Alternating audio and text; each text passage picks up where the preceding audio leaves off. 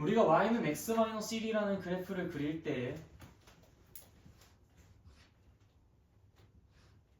이런 식으로 그릴 수 있었던 이유, 우리가 조금 더 다른 관점으로 분석해 보도록 합시다. 뭐 1차 함수가 당연히 이렇게 그려진다는 걸 모르는 사람들은 없으실 텐데요. 우리가 지금 여기서 주목하고 싶은 것은 왜 얘는 1이라는 곳에서 이렇게 관통을 했을까라는 부분입니다. 얘는 왜 1이라는 곳에서 관통을 했을까? 자, 1보다 작은 지점에서는 1보다 큰 지점에서는 얘는 극적인 변화가 발생합니다. 음의 값을 갖고 있다가 양의 값을 갖고 있다라는 것으로 이게 부호가 완전히 전환되는 거죠. y값, 즉 x-1이라는 것의 이 식의 값이 부호가 완전히 전환이 발생합니다. 그럼 왜 전환이 발생했을까? 쉽습니다. 여기에 x에 1보다 조금 작은 것과 1보다 조금 큰 것을 한번 대입을 해보도록 하죠. 뭐 1보다 조금 작은 것이라고 할 때 그냥 0.9 같은 거 생각해 보셔도 되고요. 뭐 1보다 조금 큰 거 생각할 때 1.1 같은 거 생각해 보셔도 괜찮습니다. 그럼 예를 들어서 1보다 조금 더 작은 걸 대입한다고 생각해 봤을 때 우리는 1보다 작은 놈에서 1을 빼는 것이니까 당연히 이 친구는 0보다 작은 값이 나올 수밖에 없어요. 음의 값이 나오는 거죠.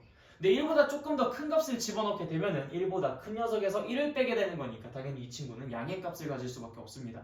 그래서 1보다 작은 쪽에서는 음의 값, 1보다 큰 쪽에서는 양의 값을 갖고 있기 때문에 여기서 이런 극적인 변화가 발생할 수 있게 되는 거예요. 자, y는 x-1 곱하기 x-2라는 것을 보도록 하겠습니다. 자, 이 친구도 역시 마찬가지예요. 우린 당연히 그림이 이렇게 그려진다는 것을 알죠. 그런데 우리는 1과 2라는 그 두 개의 포인트에서 왜 이렇게 x축과 관통했는지 그 여부를 좀 살펴보고자 합니다. 자, x가 1보다 더 작을 때랑 1보다 더 클 때 보시다시피 양의 값에서 음의 값으로 바뀝니다. 이 y의 값, 즉 다시 말해서 x-1 곱하기 x-2라는 이 식의 값이 1보다 작은 쪽에서 1보다 큰 쪽에서는 1보다 작은 쪽과 1보다 큰 쪽에서는 각각 플러스랑 마이너스로 이 값의 부호가 달라지죠. 그럼 왜 달라졌을까? 직접 대입해서 한번 확인해 보는 겁니다. x가 1보다 조금 작은 것을 한번 양쪽에다 대입을 해보도록 할게요. 그럼 x가 1보다 조금 작은 걸 대입하게 되면 이 친구는 당연히 어떤 값을 갖습니까? 음의 값을 갖습니다. 1보다 조금 작은 걸 대입하면 음의 값을 가져요. 자, 이 친구는 어떻습니까? 1보다 조금 작은 것을 대입하면 음의 값을 가져요. 그래서 음과 음의 값을 갖기 때문에 얘는 양의 값을 갖게 됐었던 겁니다. 자, 그런데 x가 1보다 조금 더 클 때는 어떤지 생각해 봅시다. 자, 이 친구는 당연히 1보다 조금 더 큰 것에서 1을 뺐으니까 얘는 어떤 값을 갖겠어요? 양의 값을 갖겠죠. 이 친구는요? 음의 값을 갖습니다. 근데 이 친구는 가만 생각해 보면은 1보다 조금 더 큰, 0.9를 대입하나 1.1을 대입하나 여기에서 뭔가 부호의 차이를 발생시킬 수 있었겠어요? 어차피 0.9나 1.1은 2보다 작은 값입니다. 그러니까 1보다 조금 작은 거나 1보다 조금 큰 거 무엇을 대입하든 어차피 2를 빼는 입장이라면 얘는 언제나 같은 부호가 될 수밖에 없어요. 그러니까 여기에서는 1보다 큰 거나 1보다 작은 걸 집어넣어도 아무런 변화를 이끌 수 없는데 여기에서는 1보다 큰 거랑 1보다 작은 걸 집어넣으면 그때 부호의 차이가 발생한단 말입니다. 그러다 보니까 음수랑 음수를 곱한 것은 양수, 양수랑 음수를 곱한 것은 음수가 나와서 이런 1좌우에서 값의 부호의 차이가 발생할 수 있게 되는 거예요. x-2에다가는 1보다 큰 거를 1보다 작은 걸 집어넣어도 어차피 얘는 언제나 마이너스를 갖고 있지만 얘는 1보다 큰 거를 큰 거를 대입했을 때는 플러스라는 값을 갖고 1보다 작은 걸 대입했을 때는 마이너스 값을 갖기 때문에 플러스랑 마이너스를 곱한 그 오른쪽에서는 당연히 음의 값을 갖는 거고 마이너스랑 마이너스를 곱한 이 왼쪽 부분에서는 플러스 값을 갖게 되는 겁니다. 그렇기 때문에 우리는 1보다 큰 쪽 작은 쪽에서는 얘 때문에 부호가 달라질 것이다 라고 생각할 수 있고 얘는 뭐 부호가 유지되니까 사실 전혀 영향을 끼치는 아이가 아니다. 그래서 얘가 지금 하나가 이런 영향을 끼치고 있으니 부호가 지금 이렇게 전환되는 상황이 그런 이벤트가 여기서 발생될 수밖에 없겠다라고 생각하는 겁니다. 그럼 2보다 조금 더 큰 거랑 작은 거를 여기서 한번 같이 또 고려를 해보도록 할게요. 2보다 좀 더 큰 거 작은 거를 집어넣든 이 친구는 전혀 영향이 없습니다. 1.9를 집어넣나 2.1을 집어넣나 여기서 어차피 1을 뺐는데 그게 뭐 부호가 차이가 나겠습니까? 어차피 늘 양수일 거 아닙니까? 근데 여기선 2보다 좀 작은 거를 집어넣을 때랑 2보다 조금 더 큰 거를 집어넣을 때는 당연히 부호의 차이가 발생할 수밖에 없어요. 그래서 양수랑 음수를 곱한 2에서 왼쪽은 음의 값을 갖겠고요. 양수랑 양수를 곱한 2보다 더 오른쪽에서는 얘는 양의 값을 가질 수밖에 없죠. 그래서 음에서 양으로 전환되는 그 이벤트가 2에서도 발생할 수 있게 됐었던 겁니다. 여기까지 무슨 말인지 이해되십니까? 네, 좋아요. 자, 그러면은 x-1의 제곱은 어떤지 한번 생각해 봅시다. 자, x-1의 제곱도 여러분들은 이렇게 그림이 그려진다는 것을 알고 있어요. 이렇게 1이라는 지점에서 스치고 지나가겠죠. 퉁 하고 튕겨 지나갈 겁니다. 그럼 왜 여기서 이렇게 퉁 하고 튕겨 지나갈까? 자, x가 1보다 작은 것과 1보다 큰 것을 집어넣어 볼 겁니다. 자, 1보다 작은 걸 한번 집어넣어 볼까요? 그럼 1보다 작은 걸 집어넣을 때는 x 빼기 1. 이 자체만으로는 부호가 뭡니까? x 빼기 1은 마이너스예요. 근데 그것이 어떻게 되었다? 제곱이 되었다. 그러니까 당연히 부호는 어떻게 되겠습니까? 양의 값이 되겠죠. x가 만약에 1보다 좀 더 크다고 생각해 봅시다. 그럼 x에서 1을 뺀 거 부호가 뭐가 됩니까? 양수가 되죠. 근데 그걸 제곱을 해요. 그럼 뭐가 됩니까? 양수가 되죠. 아, 이게 여기에 제곱이 있기 때문에 분명히 1보다 작은 거 큰 거를 집어넣었을 때 얘는 분명히 부호가 달라지긴 하지만 제곱이 있기 때문에 이 전체 부호만큼은 음수를 제곱하는 거, 양수를 제곱하는 거 어차피 어떨 수밖에 없다? 같을 수밖에 없다. 그래서 지금 같은 상황에서도 x가 1보다 더 작든 x가 1보다 더 크든 어차피 얘는 양일 수밖에 없다. 그래서 양의 값을 갖고 있다가 살짝 0 가졌다가 다시 양의 값으로 돌아갔었던 겁니다. 그러니까 당연히 여기서 관통이 발생하겠어요? 안 발생하겠어요? 안 발생하겠죠. 그럼 이게 3으로 바뀌었을 때는 어떨지 한번 생각해 보도록 합시다. 우린 이 그래프가 어떻게 그려지는지 몰라요. 그쵸? 뭐 물론 이제 뭐 미분하고 어쩌고저쩌고 해가지고 우리가 3차, 4차 함수의 그래프를 그리는 방법을 알고 있으니까 그린다면 그릴 수는 있겠지만 우리가 편하게 그리지는 못하는 그림이죠. 자, x-1의 세제곱. 일단 이 친구가 1에서 관통이 발생하는지 안 발생하는지 그것만 한번 생각해 보도록 합시다. 1이라는 이 지점에서 관통이 발생하는지 안 발생하는지. 자, x가 1보다 좀 더 작을 때는 어떤가요? 분명히 x-1의 부호는 뭐예요? 음수가 되죠. 마이너스가 됩니다. 그걸 세제곱하고 있어요. 그럼 당연히 어떻게 되겠어요? 여전히 마이너스가 되겠죠. x가 1보다 조금 더 커요. 그럼 x-1의 부호는 무엇이 됩니까? 양수 플러스가 됩니다. 그럼 그거를 세제곱하면 당연히 그건 뭐가 되겠어요? 양수가 되겠죠. 자, 그러면 음수였던 것이 양수가 되니까 당연히 우린 1에서 관통이 발생하겠다 안 발생하겠다? 발생하겠다라고 생각할 수 있습니다. 자, 이거를 좀 일반화시켜서 정리를 해보도록 하죠. 여기가 만약에 1이 있고 3이 있고 5가 있고 이렇게 홀수차가 들어있다면 마이너스를 홀수 제곱할 땐 당연히 뭐가 되겠죠? 마이너스가 되고요. 양수 플러스를 홀수 제곱하면 당연히 뭐가 됩니까? 플러스가 됩니다. 그렇기 때문에 우리는 이 친구가 양쪽에서 부호가 달라질 거라는 걸 확신할 수 있어요.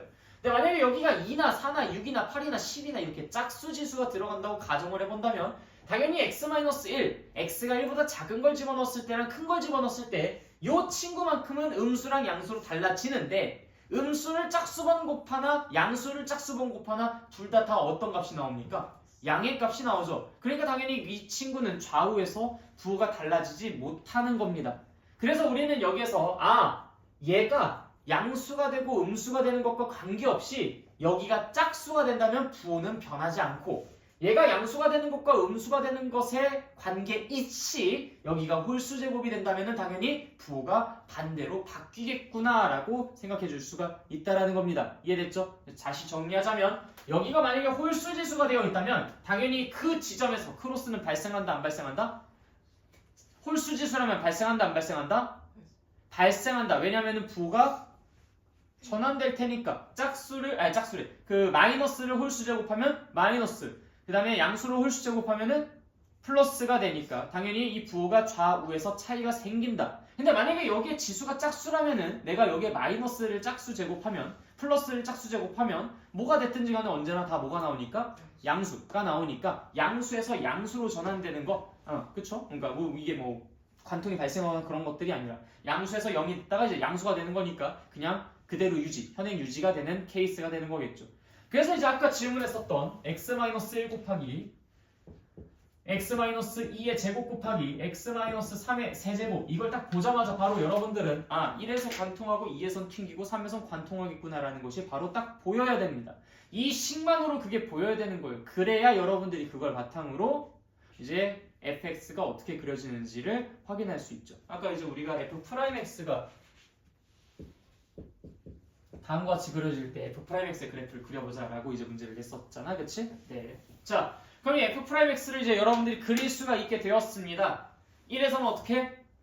관통, 2에서는 튕기고 3에서는 관통이 발생한다. 물론 이제 여기서 스무스하게 관통이 발생하긴 하지만 우리가 뭐 그런 것들은 그렇게 크게 관심 있진 않으니까 그냥 그대로 관통하게끔 그림을 그려도 괜찮아요. 우리는 이 f'x의 그래프를 가지고 fx의 그래프를 유추하는 거니까 당연히 이 f'이 양수냐 음수냐 오직 우리는 그냥 요것만 관심이 있을 뿐인 거니까. 무슨 말인지 알겠죠? 네, 좋아. 자, 그러면 지금 이 f'x가 몇 차식이죠? 몇 차식이죠? 6차식이죠? 6차식이면 fx 입장에서는 당연히 아니다, 그냥 이 f'x부터 먼저 그리고 가자. 그걸 가지고 뭐 차차 한번 해보도록 하죠. 자, f'x가 6차식이죠. 그럼 천국에서 떨어집니까? 아니면 지옥에서 올라옵니까? 우리가 이걸 항상 생각할 때는 1차함수랑 2차함수를 떠올리면 돼요. 1차함수랑 2차함수의 최고차항의 개수가 양수일 때 1차함수 같은 경우에는 아래에서 위로 올라오죠. 2차함수는 위에서 아래로 떨어졌다가 다시 올라갑니다. 그러니까 당연히 우리가 얘 6차함수니까 천국에서 떨어질 것이다. 그래서 1, 2, 3을 각각 표시합니다. 1, 2, 3. 자, 이 상태에서 한번 그림 그려보죠. 우린 위에서 아래로 떨어지고 1에서는 관통하니까 이런 식으로 그림을 그릴 수 있습니다. 그쵸? 2에서는 어떻게 된다고요? 네, 튕깁니다. 관통이 아니라 이렇게 쓱 하고 튕기는 느낌으로 그림을 그리셔야 되겠죠? 3에서는 어떻게 그려져요? 관통을 하니까 그냥 쓱 하고 빠져나가면 됩니다. 원래는 뭐 정확하게 이렇게 그림이 그려지긴 해요. 이렇게 그림이 그려지긴 하지만 뭐 사실 이건 크게 상관은 없습니다. 그냥 관통하나 이렇게 스무스하게 관통하나 어쨌든 저기를 지나치는 건 맞으니까. 이해됐죠? 자, 그럼 우리가 f'x의 그래프가 이렇게 그려진다는 것을 파악했으니 당연히 fx의 그래프를 이걸 통해서 유추해야 됩니다. 자, 일단 지금 f'이 1보다 작은 쪽에서 어떻게 되고 있죠? 플러스의 값을 갖고 있죠? 그러니까 당연히 f는 어떻게 돼요? 이쪽에선 증가하겠죠. 그래서 자, 1까지는 일단 증가합니다. 그런데 2까지는 다시 감소하는데 살짝 멈칫해요. 그 다음에 다시 반등하나 싶었는데 어때? 계속 감소를 이어갑니다. 그래서 3까지 다시 이제 왔어요. 아니, 올라가면 안 되지. 그림 그리면서 하자. 자, x축 안 그릴게요. 자, 1이라는 지점과 2라는 지점과 3이라는 지점. 자, 1까지는 어떻게 된다고? 계속 증가합니다. 증가해요. 자, 그래서 이제 여기에 딱 0에 도달했어요. 자, 그 다음부터 어떻게 됩니까? 감소하기 시작합니다. 감소해요, 감소. 감소 쓱 하다가 여기서 가장 맥시멈으로 감소를 하는데 그때 이제 2에 갈 때 점점 이게 감소폭이 작아져서 이제 딱 0이 됩니다. 한숨 돌렸어요. 자, 이 상태에서 어떻게 돼요? 이 상태에서 얘는 다시 감소합니다. 반등이 일어나는 게 아니라 다시 감소하고요. 이때 가장 맥시멈 기울기를 찍고 그 다음에 다시 3까지 도착할 때 쓱 하고 또 한숨 돌립니다. 자, 그 다음부터 또 어떻게 돼요? 네, 그 다음 오른쪽에서는 얘가 양의 값을 갖고 있으니까 이제는 반등이 시작되는 거죠. 이렇게 하고 올라갑니다. 이게 이 f'x를 바탕으로 유추한 fx의 그래프의 개형이에요. 그러니까 우리가 지금 이렇게 6차, 7차 함수도 가지고 놀고 있는데 이제 3차, 4차 함수는 상당히 이제 쉬운 케이스가 되는 거겠죠. 그래서 여러분들이 f'x의 그래프를 그릴 수 있으면 fx의 그래프를 잘 그릴 수 있으니까 일단 도함수를 먼저 구하고 그것을 인수분해하고 그 다음 이 상태에서 이 도함수의 그래프를 멋지게 그려낼 수 있는 것이 여러분들이 이 그래프를 그리는 첫 발이 되게 되는 겁니다. 그래서 3차 함수 같은 경우에는 그것의 도함수가 2차 함수니까 여러분들이 그냥 편하게 그릴 수 있어요. 근데 이것이 만약에 4차 함수였다면 도함수는 3차 함수였을 겁니다. 3차 함수를 인수분해하는 것까진 가능한데 그 3차 함수의 그래프가 어찌 생기는지 몰라서 거기서 허둥지둥 된다면 말짱 도루묵인 거죠. 근데 이왕이면 당연히 그림을 그리라고 할 때 3차 함수를 물어보겠습니까? 4차 함수를 물어보겠습니까? 당연히 4차 함수를 물어보는 경우가 더 대부분이겠죠. 물론 3차 함수를 물어보는 경우도 많지만 그건 아무래도 좀 난이도가 낮은 문제일 겁니다. 근데 4차 함수의 그래프를 그려라 라는 것은 아무래도 여러분들에게 하나 더 시키는 것이 있다 보니까 조금 더 어렵게 느껴질 수가 있죠. 그래서 난이도 높은 문제는 보통 우리가 4차 함수를 그리는 문제로 혹은 4차 함수를 논하는 문제로 나타나긴 할 겁니다. 자, 여기까지 다 내용 이해되십니까? 네, 좋아요. 자, 그래서 우리가 함수의 그래프를 그리는 것까지 이렇게 다 공부를 완료를 했어요. 자, 그러면 우리가 지금 이번 시간에 공부할 내용은 함수의 최대값과 최소값을 구하는 건데 내가 만약에 함수의 그래프를 잘 그릴 수만 있다면 그럼 당연히 그 함수에서 가장 높은 지점과 낮은 지점이 어디인지 내가 눈으로 확인할 수 있기 때문에 그 함수의 최대값과 최소값을 구할 수 있을 겁니다. 그쵸? 또는 이제 어떤 구간으로 자른다 하더라도 결국 그것이 우리에게 그렇게 큰 문제를 일으키지는 못하겠죠. 자, 예를 들어서 어떤 함수의 그래프가 이렇게 그려진다고 합시다. 자, 이 함수의 최대값과 최소값에 대해서 한번 논해보죠. 최대값은 존재합니까? 네, 안 존재하죠. 최소값은 존재합니까? 네, 존재합니다. 어딜로요? 이쪽으로 존재하죠. 최대랑 최소를 논할 때 극대랑 극소랑 헷갈리지 마십시오. 극대랑 극소는 좁은 범위에서, 그 동네에서 1등과 꼴등을 이제 우리가 극대랑 극소라고 이야기를 하고요. 그래서 이제 이 지점이 극소, 그 다음 이 지점은 극대, 여기는 극소였습니다. 이 동네에서 1등과 꼴등이 각각 극대랑 극소였죠. 근데 이 글로벌한, 이 전 세계에서 1등과 꼴등을 정하는 것이 그게 최대랑 최소입니다. 자, 그러면 이 동네에서 어중간한 애나 뭐 이 동네에서 꼴등인 애가 최대값이 될 수 있겠어요? 당연히 없겠죠. 당연히 최대값은 누가 후보가 되겠습니까?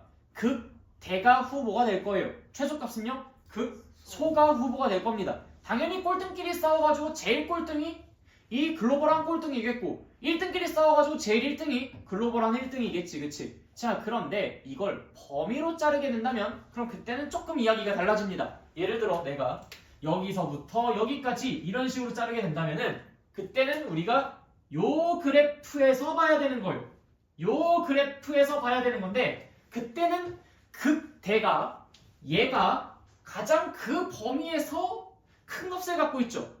그리고 그 범위에서 극소가 가장 작은 값을 갖고 있습니다.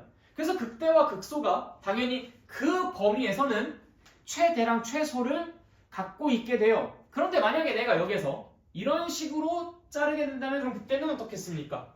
그럼 그때는 당연히 그림이 이렇게 그려지는 것이기 때문에 이때 가장 최대값은 당연히 이거 너무 좀 비슷하게 그렸네? 자, 예를 들어서 한 요 정도쯤이라고 할까요? 여기서부터 자, 여기서부터 여기까지를 자르겠습니다. 자, 그래서 이렇게 그림이 그려지는데 당연히 이 범위에서는 가장 최대값이 이 극대가 아니라 요 오른쪽 끝에 있는 이 값이다라는 것을 우리가 눈으로 확인할 수가 있어요.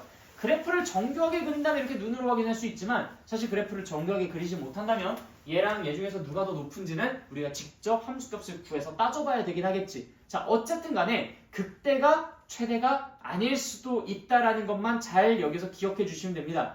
극대는 일단 최대값이 될 후보이지만 언제나 극대에서만 최대값이 생기는 건 아닐 수도 있다. 왜? 양 끝값 중에서 어떤 게 더 큰지 그것도 한번 우리가 따져보긴 해야 돼. 실수 전체 집합에서만 물어본다면 당연히 가장 높은 지점은 극대에서만 가장 낮은 지점은 극소에서만 나타나겠으나 뭔가 구간으로 잘려 있다면 그러면 그 구간의 양 끝점도 분명히 후보로 세팅될 수가 있는 거겠죠.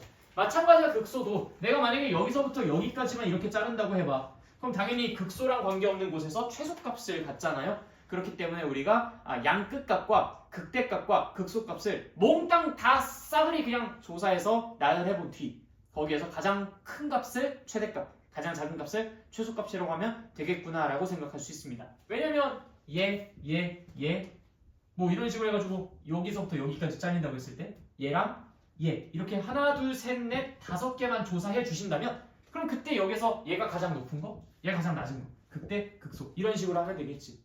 물론 근데 만약에 여기서부터 여기까지 자른다 라고 해서 이렇게만 그림 그렸는데 여기서 땅 이렇게 조사해가지고 괜히 얘가 최대값이라고 우기지 마십시오. 우린 당연히 이 구간 안에 있는 극대랑 극소만 가지고 후보를 나열해놓고 따져봐야 될 겁니다. 당연히 이 상황에서는 얘가 최대고 얘가 최소가 되는 거겠죠, 그렇죠? 그러니까 여러분들 그래프만 잘 그리고 그걸 구간으로 잘 잘라놓기만 한다면 너네들이 봤을 때 여기서 최대가 생기겠네, 여기서 최소가 생기겠네 라는 것 정도쯤은 충분히 쉽게 판단이 가능하실 겁니다. 그래서 이 파트는 절대 어려운 부분이 아니에요. 그래서 함수의 최대와 최소 여러분들이 미리 그래서 문제를 자연스럽게 풀기도 하셨죠. 자, 그 다음 함수의 최대와 최소의 활용. 여러분들이 조금 이제 힘들어할 수 있는 부분은 이 부분입니다. 사실 여기를 조금 힘들어할 수 있는데 예시를 한번 같이 보도록 할게요. 여기 물탱크를 만드는 그 예시가 하나가 있네요. 자, 오른쪽 그림과 참면의 길이가 6m인 정사각형 모양의 철판에 네 모퉁이에서 같은 크기의 정사각형 모양을 잘라내고 남은 부분을 접어서 뚜껑이 없는 직육면체 모양의 물탱크를 만들려고 한다. 자, 그러면 지금 이 그림 오른쪽에 있는 그림을 좀 참고해 보도록 할게요. 어떻게 만든다는 것인지 좀 알겠습니까? 네모가 이렇게 있는데요. 여기 이 귀퉁이를 이렇게 잘라서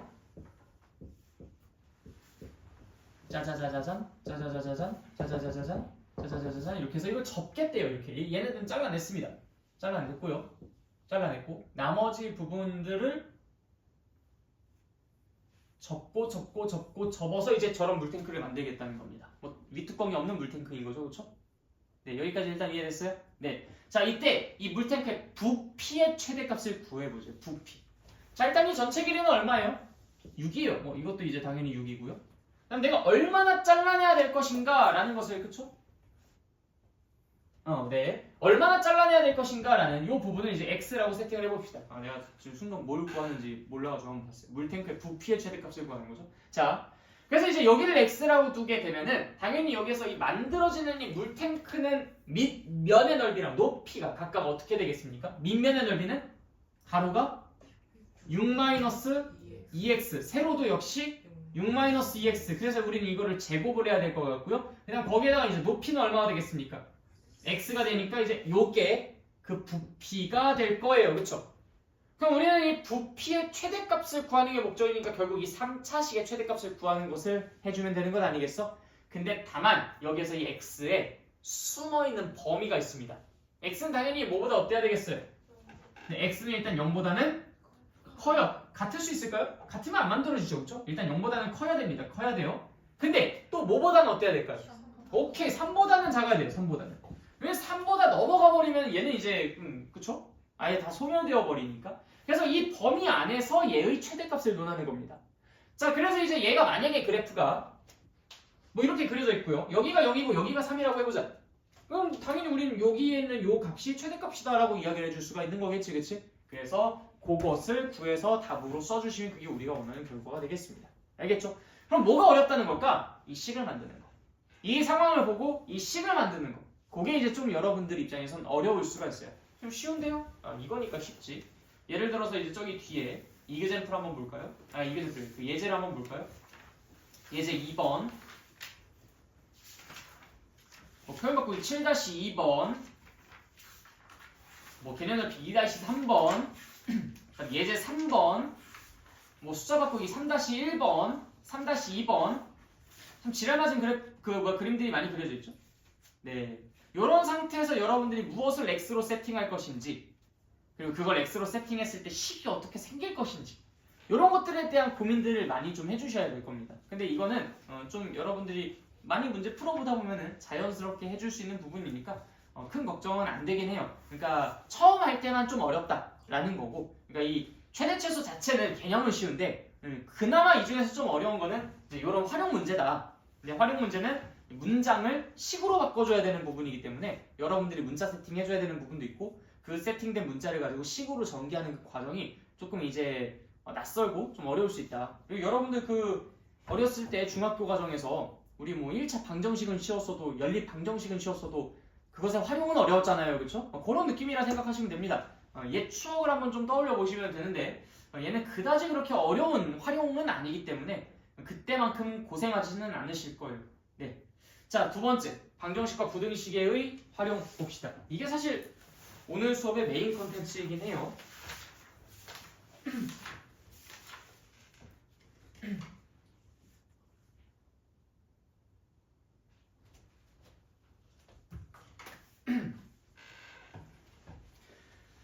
자, 방정식과 부등식에서 뭘 활용하겠다고 하는데 뭐 도대체 말만 들어서는 뭘 어떻게 활용하겠다는 건지 잘 모르겠죠, 그렇죠?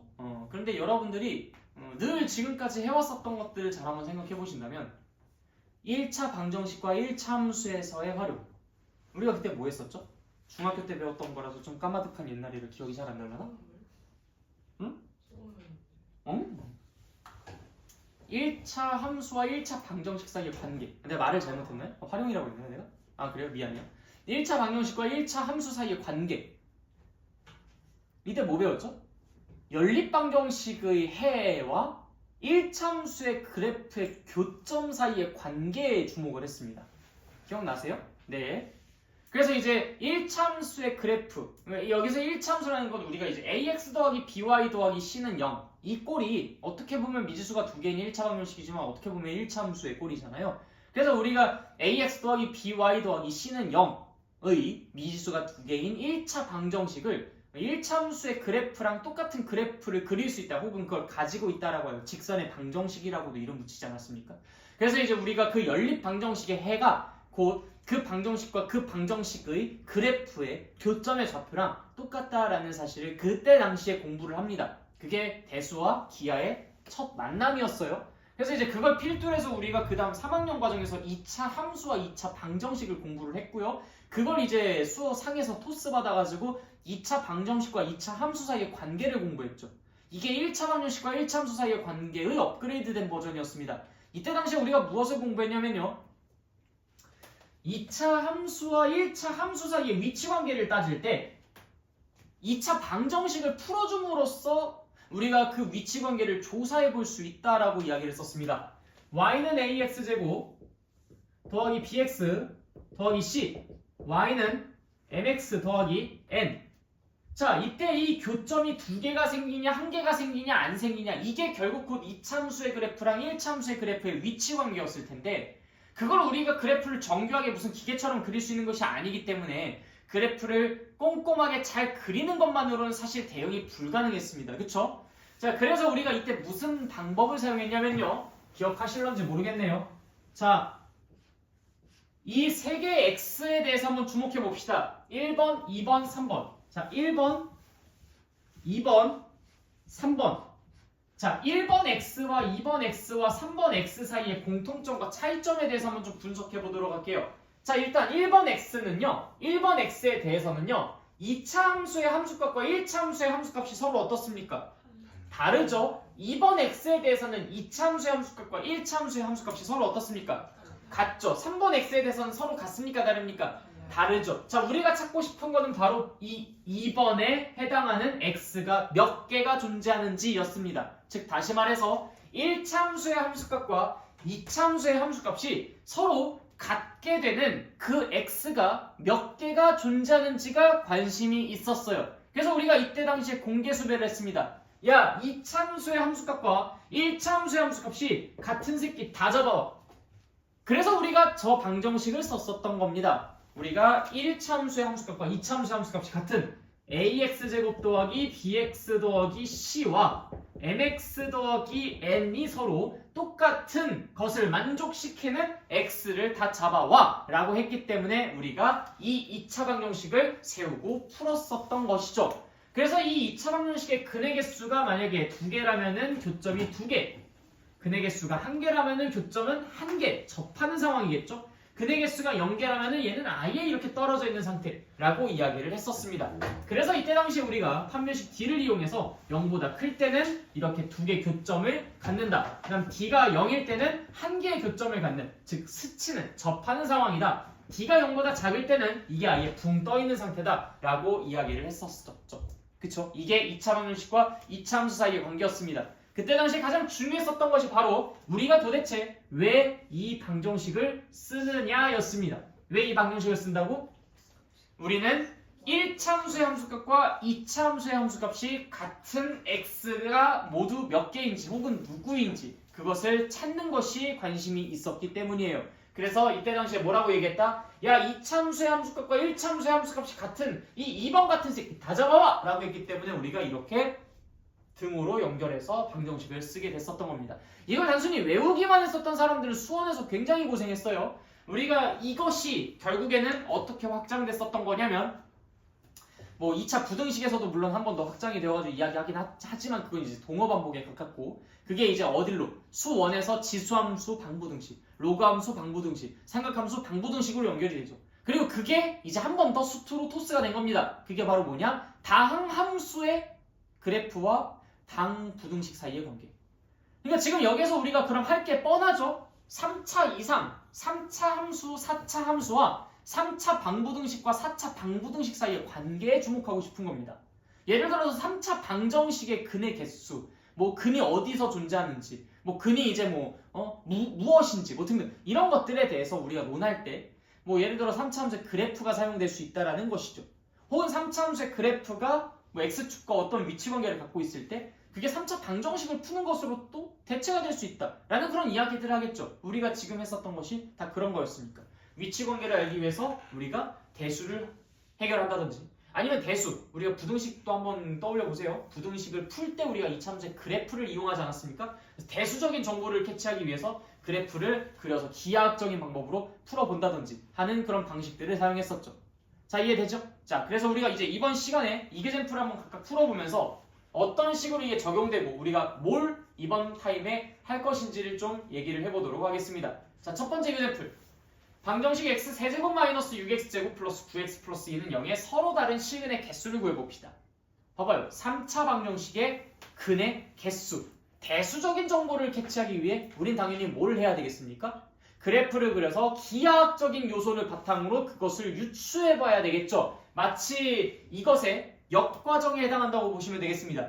지금은 기하학적인 관계를 파악하기 위해 대수를 해결했다면 지금은 어떤 3차 방정식의 근이 어떻게 존재하는지를 판단하기 위해 당연히 3차 함수의 그래프를 그려봐야겠다라는 판단을 내릴 수가 있게 되는 것이죠. 무슨 말인지 이해됐나? 오케이, 좋아요. 자, 그럼 우리가 지금 여기서 해야 될 것은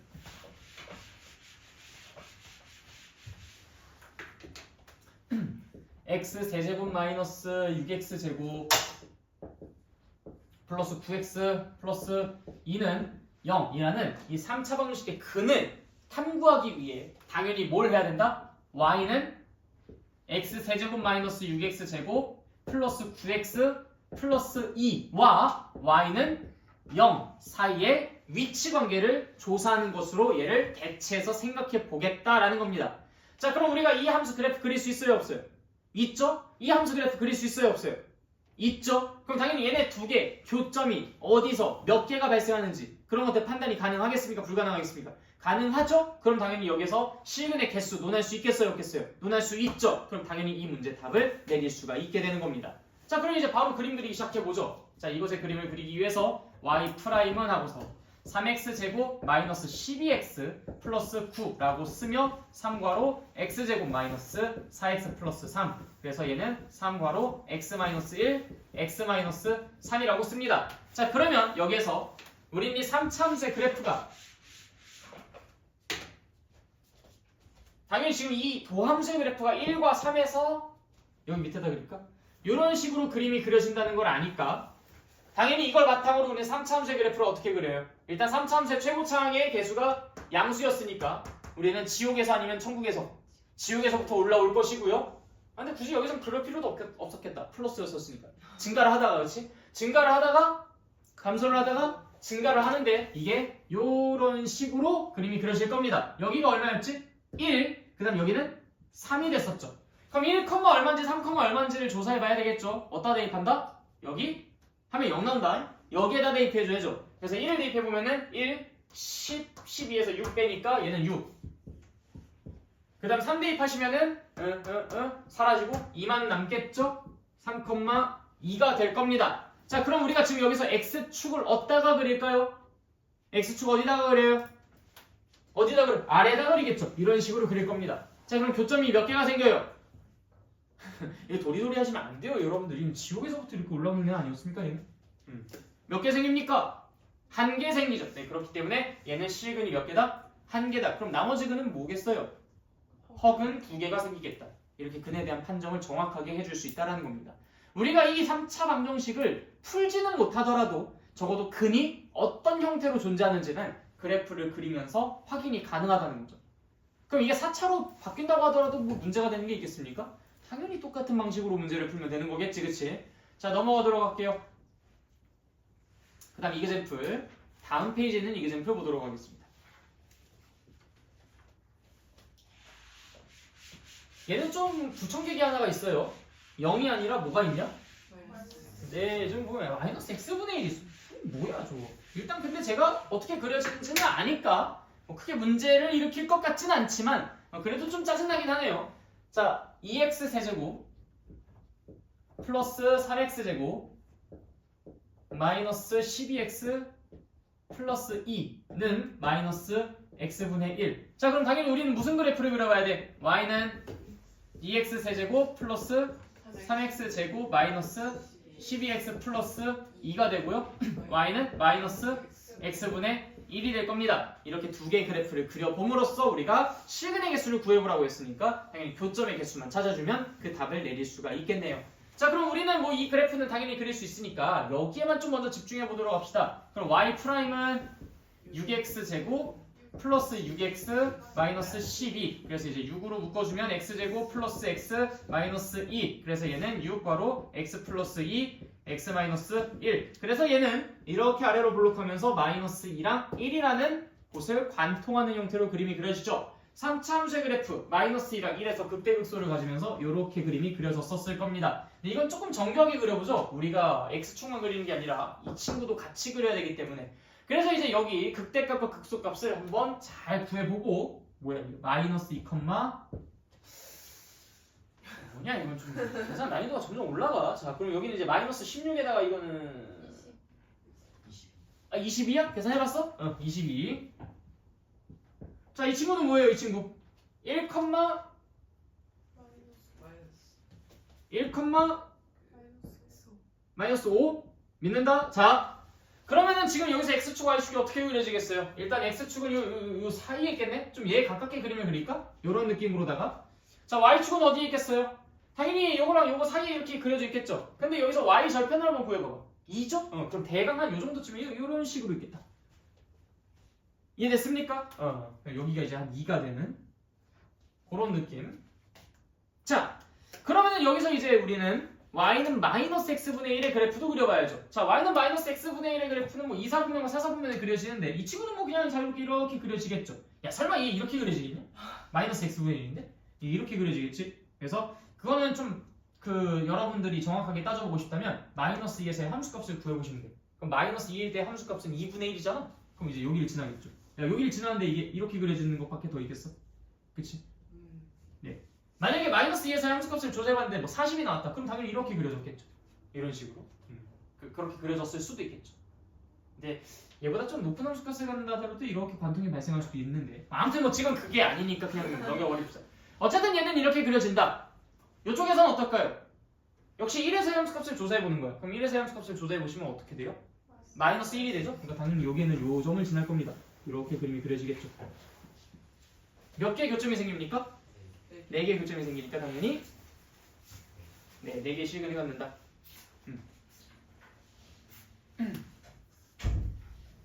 자, 그 다음 보겠습니다. 잘 가요. 다 해석하는 거 맞지? 네. 아, 의심 아니라 확인. 자, 그 다음에 또 다른 예시를 보도록 하겠습니다. 자, 이그젬플 다음 페이지에 있네요. 다음 페이지에 있는 이그젬플 볼게요. 자, 얘가 사실 여러분들이 보통 많이 보게 될 형태의 문제입니다. 2x 세제곱 마이너스 6x 제곱 마이너스 18x는 k가 한 개의 음근과 서로 다른 두 개의 양근을 가지도록 하는. 그러니까 당연히 이게 뭐란 얘기예요? 교점이 하나는 교점이 음수에서 또 다른 두 개는 양수에서 생겼으면 좋겠다. 뭐 이런 얘기를 하고 있는 거겠지, 그치? 자, 그럼 한번 보도록 합시다. 자네는 왜요? 저 뒤에 학원이 있어요. 네. 좀 밥 먹으러 가요. 학원 언제 끝납니까? 학원이요. 3시 정도. 그럼 뒤에 일정 없죠?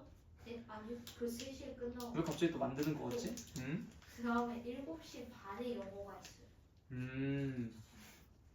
진짜 7시 반에 영어가 있어요? 진짜 있어요.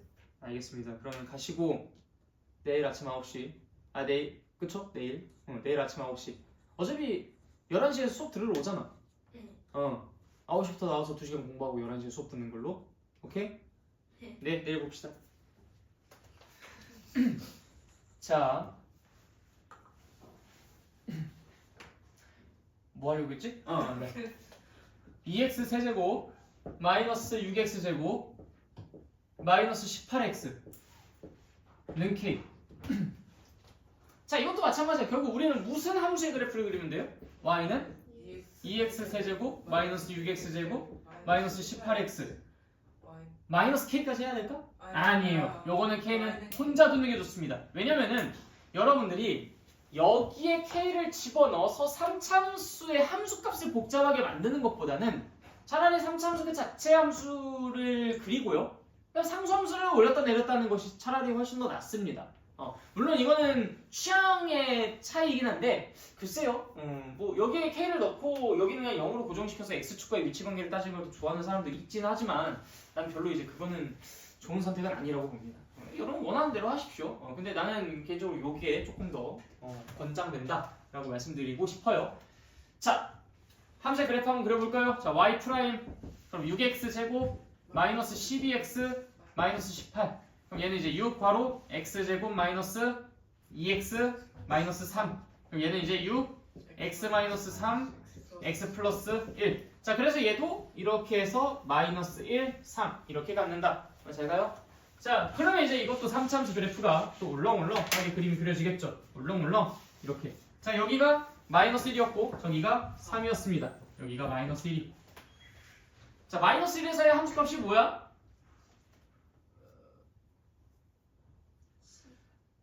12? 10? 다음 3에서는요? 마이너스 54? 몰라, 나 믿어. 자, 근데 우리는 지금 여기에서 K를 올렸다 내렸다 해야 되는 거잖아요, 그렇죠? Y는 K가 이제 상수함수니까 올렸다 내렸다 올렸다 내렸다. 근데 일단은 음근 하나랑 양근 두 개를 가지니까 뭐 요런 데는 안 될 것 같아. 이런 거는 이제 뭐 실근이 하나밖에 안 존재하니까 뭐 여기 위에도 당연히 안 되겠죠? 요 사이일 것 같긴 한데 이대로만 보니까 잘 모르겠어. 아니 이렇게 딱 세 개 교점이 생겼다고 생각해보자. 이렇게. 그럼 뭐가 양수고 뭐가 음수야? 얘는 확실히 음수인 것 같아. 얘는 확실히 양수인 것 같아. 근데 이 친구가 뭔데? 잘 모르겠잖아. 축이 안 나와 있어서 그렇죠. Y축과 X축을 여기다 정확하게 그려보시면은 좀 얘기가 달라진다. 야 재활용하자. 이거 X축. 꽤 괜찮잖아? 여기 10이고 여기 54고. 대강. 네, 대강 맞죠? 네. 자, 그리고 이제 Y축은 어떻게 그려지겠어요? 당연히 마이너스 1과 3 사이에 이렇게 쫙 그려지겠지? 자, 절편이 0이네. 그러면은 얘가 원점을 지는다는 거잖아. 여기를 지나야 돼, 여기. 오케이. 너무 좋아. 자, 이런 느낌으로 X축과 Y축이 그려지죠? 자, 그 상태에서 우리가 Y는 K를 한번 그어봅시다. 자, 만약에 Y는 K가 이렇게 그려졌어. 자, 그럼 이거 어때요? 한 개의 음근과 서로 다른 두 개의 양근 같습니까? 네, 하나는 음수고요. 두 개는 양수잖아. 가능하죠. 만약에 내가 여기다 선을 이렇게 쫙 그린다면 이거는 돼요? 이거는 두 개의 음근과 한 개의 양근이 존재합니다. 내가 만약에 선을 이렇게 그리면 될까요? 이거는 한 개의 음근과 두 개의 양근을 갖고 있는 건 맞아요. 이것도 근 두 개로 취급하는 거니까. 근데 서로 다른 이라고 했잖아. 그래서 얘는 안 되는 겁니다. 자, 그럼 가능한 게 뭐겠어? 마이너스 54보다는 일단 어디다 그려야 돼? 일단 위에다가 그려요. 마이너스 54보다는 위에다 이렇게 쭉쭉쭉쭉 그려줘야 돼. 근데 이걸 어디까지 그릴 수 있어? 네, 0까지만 그릴 수 있어. 그래서 K는 마이너스 54보다 크고 0보다 작다. 결국 그래프 가지고 노는 거예요, 여러분들. 그래프만 제대로 잘 그릴 수만 있다면 그냥 선 가지고 올랐다 내렸다. 마이너스 54에다가 제곱 넣으면 되잖아요. 아니에요. 방금 말씀드렸듯이 마이너스 54를 이렇게 싹 하고 스쳐 지나가게 되면은 음근 하나랑 양근 두 개를 갖는 건 맞지만 서로 다른 양근이 아니기 때문에 잘못된 겁니다. 좋은 질문 잘했어요. 자, 또 다른 거 질문할 거 있으신 분? 없습니까? 괜찮아요? 네, 좋아요. 그래서 여러분들이 많이 보게 될 형태의 문제가 이런 형태의 문제입니다. K를 가지고 올렸다 내렸다 하는 거. 근데 여기서 또 이런 질문 들어야 돼. 오케이. 가슴이 아프지? 슬픈 일 있나?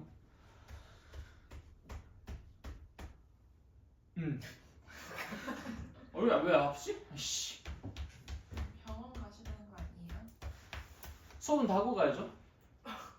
언제 가요 그럼? 12시? 자, 아무튼. 근데 이제 여기서 이런 질문이 들어올 수도 있어.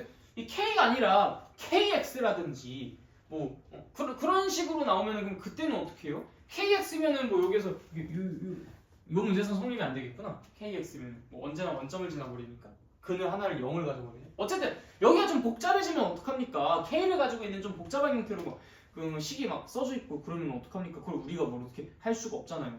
안 나와요, 그럼. 안 나옵니다. 걱정 안 하셔도 돼요. 그러니까 이런 형태들만 나오니까 괜찮아요. 나온다고 해봤자 그 상황에서 쉽게 해결할 수 있는 형태로 나올 수밖에 없으니까 너무 그렇게 걱정 안 하셔도 됩니다. 진짜 어려운 문제 같은 경우에는 조금 이제 뭐 일차함수라든지 아니면 아까 다 지웠구나. 그 유리함수 같은 것들을 좀 섞어가지고 문제를 낼 수도 있고 하긴 하겠다만 별로 그렇게 여러분들에게 엄청 고생을 시키는 그런 거는 아닙니다. 자, 그 다음에 넘어갈게요. 다음 페이지는 203페이지에 있는 이그젠플은 뭐 오히려 훨씬 더 쉽고요. 서로 다른 세 식을 갖는다고 그러면 당연히 뭐요 사이에 있어야 되겠죠. 뭐 그런 거고요. 근데 이 친구는 좀 다른 방식으로 풀고 있는데 저 방법은 별로 그렇게 좋지가 않아요. 자, 부등식에서의 활용 봅시다. 부등식에서의 활용.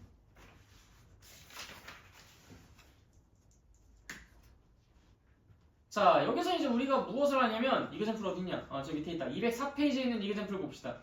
자, x가 0보다 더 크거나 같을 때 부등식 x 세제곱이 3x제곱 마이너스 5보다 더 큼을 증명해 봅시다. 자, 뭐만 하면 될까요? 그래프 그려가지고 우리는 0보다 큰 부분에서 제가 쟤보다 더 위쪽에 그림이 그려진지만 확인하면 돼. 근데 여러분들은 x 세제곱과 3x제곱 마이너스 5를 정교하게 그리실 수 있나요? 컴퓨터처럼 정말 정교하게 그릴 수 있어? 이게 뭐가 뭐보다 항상 위에 있다라는 것을 그림만으로 장담할 수 있다고요? 여러분들이 그 정도의 실력자입니까? 아유, 여러분들 그래프 개형을 그리고 있는 거지. 야, 봐봐. 야, 너네들 만약에 내가 여기서 야, y는 x제곱 그래프 그려봐라 이렇게 미션 주면은 아마 5명에서 생긴 모양새가 다 다를 겁니다. 누구는 조금 더 이렇게 뭉툭하게 그리고 누구는 좀 더 이렇게 뾰족하게 그리고. 이게 대강 그리는 거지 우리가 그걸 아주 정교하게 그리는 건 아니에요. 그래서 x세제곱과 3x제곱 마이너스 5를 정교하게 그려서 비교하는 게 불가능해요. 그럼 어떻게 하면 될까? 부등식의 성질을 이용해서 이 부등식을 이렇게 바꿔보십시오. 좀 지우고 할게요. 좀 정신없다.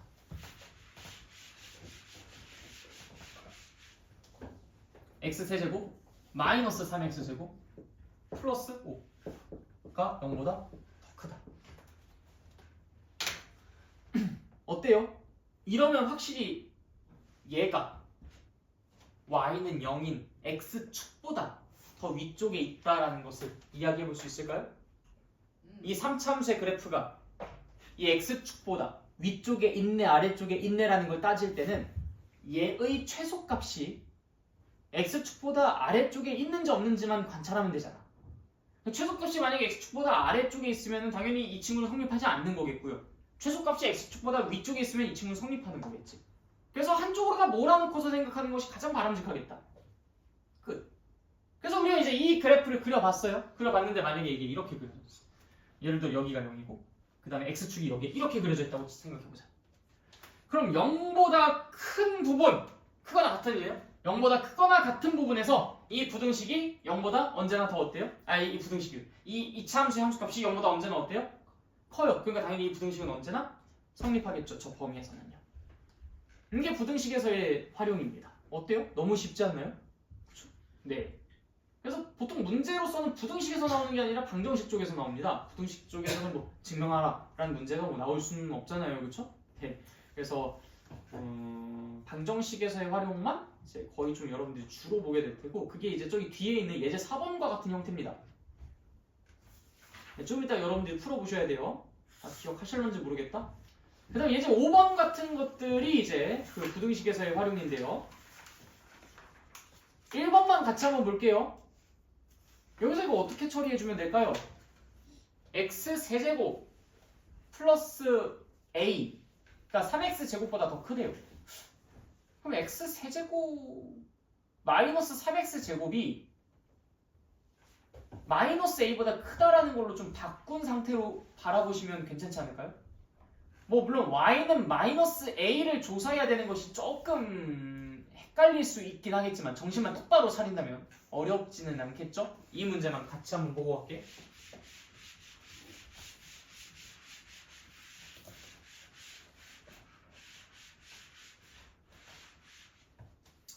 x가 2보다 클 때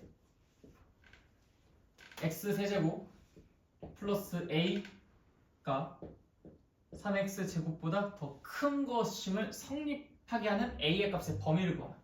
자, x 세제곱 마이너스 3x 제곱은 크다 마이너스 a보다. 일단 이렇게씩 바꿀 수 있죠?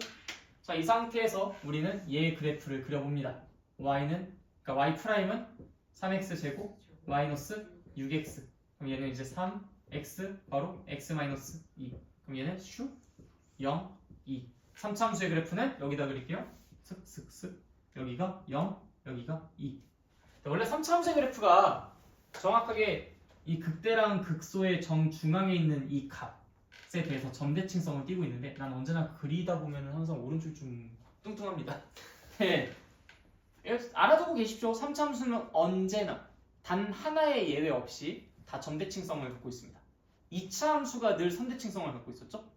2차 함수가 늘 선대칭성을 갖고 있었기 때문에 3차 함수가 점대칭성을 가질 수밖에 없는 거예요. 그렇겠죠? 네. 그래서 이거 기준으로 이거는 이제 이 두 녀석의 봐봐 여기가 뚱뚱하니까 지금 이런 모양이 만들어지는 거예요. 극대랑 극소 두 점을 이은 성분의 정중앙값입니다. 오! 네. 이걸 우리가 미적분이라는 책에서는 무엇이라고 부르냐면요. 변곡점이라고 불러요. 변한다. 곡률이, 점. 그러니까 얘는 이제 위로 볼록하잖아. 근데 어느 순간부터는 아래로 볼록하게 되죠. 그 어느 순간부터가 바로 어느 순간부터냐면 요 순간부터입니다. 그러니까 여기까지는 위로 볼록한 거고요. 여기서부터는 아래로 볼록한 거예요. 그래서 이제 위로 볼록이냐 아래로 볼록이냐라는 그 차이를 발생시키는 점이라고 해서 변곡점이라고 하는데 네, 그 변곡점에 대해서 점대칭성을 갖고 있습니다. 그래서 요걸 앞쪽 딱 꽂아놓고 빈 그릇 돌리면 정확하게 겹쳐져요. 180도 돌리면. 3차 함수는 그런 특성을 갖고 있어요. 알겠죠? 네. 변곡점은 어떻게 구하냐? 극대점과 극소점만 알고 있으면 됩니다. 그것의 중점이니까요. 네. 자, 어쨌든 뭐 그게 지금 중요한 건 아니고요. 자, 그래 여기가 0이고 여기가 2입니다. 자, 0,0이네요. 그렇죠? 0,0. 2, 얼마야 얘? 8에다가 10이 아니면 2, 마이너스 4네요. 자, 근데 여기서 y는 마이너스 a를 어디에 배치해야만 2보다 더 큰 부분에서 이게 항상 성립할까요? 2보다 큰 부분이라는 것은 지금 여기서 이 부분이다. 이것보다 큰 부분이에요. 나 지금 여기 빈 동그라미로 했어요. 마이너스 a가 어디에 있어야 이게 얘보다 항상 클까요? 일단 요거 괜찮습니까? 괜찮나요? 마이너스 a가 이렇게 그려요. y는 마이너스 a 이렇게 그려지는 거 괜찮아요? 괜찮나요? 봐봐요.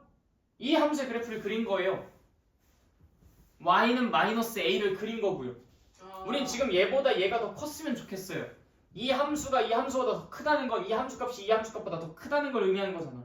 현재 그런 상태입니까? 라고 묻고 있는 거예요. 우린 지금 빨간색 그래프랑 초록색 그래프만 바라볼 겁니다. 빨간색이 초록색보다 더 위에 있습니까? 라고 지금 묻고 있는 거예요. 어때요? 더 위에 있습니까? 네, 더 위에 있어요. 더 올라갈 수도 있겠죠? 더 떨어져도 당연히 되겠고요. 더 올라갔어. 자, 어때요? 그럼 이거 괜찮습니까? 괜찮아요. 여기 2, 마이너스 4를 쓱 하고 지나갑니다. 즉 마이너스 4가 될 때 괜찮습니까? 괜찮습니까? 지금 입장이 좀 달리 나오네요. 괜찮을까요? 안 괜찮을까요? 우린 지금 이보다 큰 부분만 보고 있습니다. 빨간색이 초록색보다 더 위쪽에 있는지를 보고 있으면 돼요. 빨간색은 2, 마이너스 4를 포함하지 않습니다. 그것 이후부터만 적용되는 거예요. 초록색이 2, 마이너스 4를 쫙 하고 지나갈 때 빨간색은 여전히 초록색보다 위쪽에 있습니까? 네, 좋아요. 우린 여기서부터 보는 거잖아요. 요 다음부터 보는 거잖아요. 다음부터 보는 거니까 괜찮죠. 만약에 여기 2, 마이너스 4가 포함이 됐다면 여기에 등호가 들어갔다면 당연히 이건 안 되겠지만 이보다 큰 부분이니까 당연히 초록색은 가능합니다. 그렇기 때문에 우리가 이걸 정리해보자면 마이너스 a라는 이 선은요 마이너스 4보다는 더 어디 있으면 좋겠다? 네, 작거나 같으면 되겠다. 그럼 이제 이거 가지고 우리가 a가 크거나 같다 4보다 라고 바꿔주시면 되는 거죠. 그래서 마이너스 a라는 것만 잘 기억하고 쓰시면 전혀 문제될 거 없습니다. 그러니까 이게 마이너스 a라고 해서 불안에 떨 이유는 전혀 없다라는 것이죠. 이해됐습니까? 네, 밑에 있는 것도 똑같은 방법으로 해주시면 되겠죠? 얘는 오히려 감사합니다. a를 넘겨버리면 그냥 a니까요. 우리가 이런 불안에 떨 필요도 없죠. y는 a를 위아래로 올렸다 내렸다 해주시면 되는 부분이니까요. 네, 일단 여기까지가 방정식 부등식에서의 활용이었습니다. 어때요? 할만하세요? 네. 그럼 마지막 개념 보겠습니다. 속도와 가속도. 수학에 뭐 이런 걸 보고 있지. 이게 참 되게 웃겨요. 속도랑 가속도라는 그 단어 때문에 그런지 애들이 이게 과학인 줄 알아요. 여러분들 물리에서 배우는 속도랑 가속도는요 이것보다 훨씬 어렵습니다. 이걸 갖다가 괜히 물리에다가 어깨를 나란히 하려고 하지 마십시오. 이거 되게 부끄러운 거예요.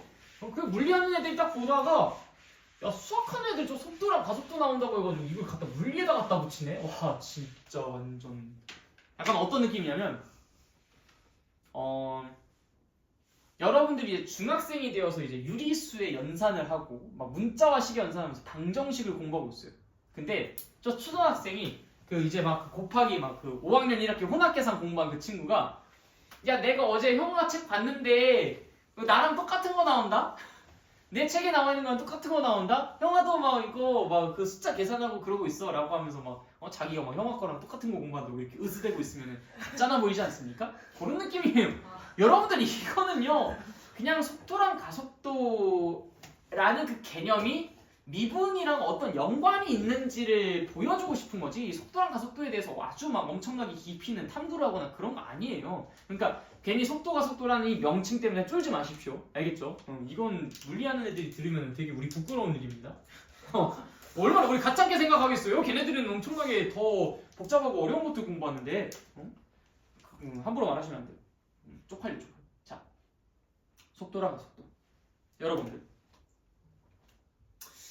내가 이 미분계수 처음에 가르쳐 드렸을 때 너네들한테 그런 얘기들을 좀 했었어요. 내가 지금 여기에서 대전까지 간다고 했을 때 내 평균 속도가 시속 100km라고 해서 지금 주차장에서 차 뺄 때부터 시속 100으로 밟아요? 그건 아니잖아요. 그렇죠? 그러니까 지금 내가 이 순간순간의 속도는 이게 막 조금씩 막 달라지겠지만 결국 내가 이제 전체적으로 봤을 때는 이제 평균 속도 100으로 갔다. 뭐 이렇게 이제 얘기해 볼 수 있는 거잖아. 예를 들어서 집에서부터 저 대전역까지 찍었는데 내비게이션상으로 딱 뭐 예를 들어 300km가 나왔어. 근데 딱 3시간 만에 도착한 거야. 그러면은 전체 간 거리를 전체 걸린 시간으로 나눠서 시속 100km라고 평균 속도를 얘기를 하겠지만 우리가 순간적인 속도를 이야기할 때는 어떻게? 그 순간 아주 찰나의 순간 동안 이동한 거리를 바탕으로 순간 속도를 구한다 라고 이야기를 했었어. 자연스럽게 우리가 미분을 공부할 때 속도라는 개념을 연동을 시키고 있었어요. 지금도 역시 마찬가지예요. 만약에 우리가 시간에 따른 위치를 알고 있다고 해봅시다. 예를 들어서 얘가 뭐 얼마만큼 시간이 흐르면 어느 위치에 존재한다는 하나의 함수 관계를 알고 있다고 생각해볼게요. 그거를 다음과 같이 나타내봅시다. 어떤 녀석의 위치는 보통 이제 x라고 씁니다. 시간에 따른 함수이기 때문에 이제 xt라는 표현으로 좀 사용을 해요. 자, 이것을 우리가 t제곱 플러스 2t 마이너스 5라는 것으로 그냥 함수를 정했다 합시다. 저 그렇게 움직이는 게 도대체 어떻게 움직이는 거예요? 아 몰라. 걔가 알아서 움직이겠지. 그냥 그렇게 함수식으로 나타나 있다고 가정을 해보자고. 자, 그러면 우리가 이 위치가 아주 짧은 시간 동안 그 위치의 변화가 얼마나 이뤄졌는지를 뭐라고 부른다고 했었어요? 아주 짧은 시간 동안 이 위치가 어떻게 변화하는지 그걸 우리가 순간 속도라고 이야기한다 했잖아. 그걸 식으로 한번 써볼까? 아주 짧은 시간 동안 자, 델타 x가 정확하게 델타 xt라고 할까요? 델타 xt 근데 좀 지우자 이거. 자꾸 쓰니까 좀 그래. 델타 x 이거는 아주 짧은 순간에 위치의 변화예요. 근데 언제? 아주 짧은 시간의 변화 동안에 델타 t 그쵸? 자, 근데 정말 짧았으면 좋겠다 라고 해서 델타 t가 0으로 가까이 갈 때 이 델타 t분의 델타 x는 결국엔 뭐겠어요? 원래 그냥 이것만 썼을 때는 그냥 진짜 말 그대로 어느 정도의 시간 동안 어느 정도의 이동 거리를 쓴 거니까 얘는 오히려 좀 뭐 평균 속도 뭐 이런 것들 좀 가깝죠? 평균 변화율 얘기했었을 때를 한번 떠올려 보세요.